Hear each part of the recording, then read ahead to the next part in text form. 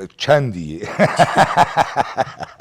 Salam əziz dəyərli izləyicilər. Bu gün biz kimlə görüşürük? Hər kəsin sevimli aktyoru, həmçinin mənim də sevimli aktyorum, Xozu ilə tanınan Məcid bəylə görüşürük. Xoş gördüm Məcid bəy, Xoş gördüm. necəsiniz? Sağ olun, yaxşıyam. Siz necəsiniz? Çox sağ olun, təşəkkür edirik. Bir neçə parfum haqqında sual verəcəm. Buyurun. İnşallah ki, cavablandıracaq. Sadə sual olacaq müəllim. Xozu deyək.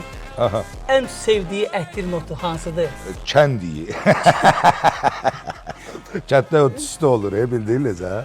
Bu kəndə girəndə ki, o kənddən o belə xüsusi var ya. Bildim, başa düşdüm. Xozu onu sevir. Bəs belə deyək, gündəlik həyatında hansı brendlərdən istifadə etməyi xoşlayırsınız? Ya mən özüm deyirsiniz də, mən əslində 2 dənə ətir xoşlayıram. Biri yay üçün, biri qış üçün. Yay üçün xoşlayıram Aventus Gridi. Ay maşallah, qəşəng gələ bunu biz yed eləyərdik özümüz üçün. Hə, yay üçün bunu xoşlayıram. Amma qış üçün xoşlayıram Hermes. Məcid bəy, ətir seçimdə nəyə fikir verirsiniz? Bir qalıcılığına, ikidəki o dediyim kimi də Aventus olsun. Əsasında bax, qalıcılıq dedik. O qalıcılıq İyi şey olmasın. Bir çox çeşid ətirlər var da, qalıcı olur. Şit olmasın, iyi. Şirin olmasın, belə deyək. Hə, çox şirin olmasın. Belə konfet kimi olsun da. Bəs yaxşı, Xozu obrazında olan şəxs hansı ətri sevərsizcə?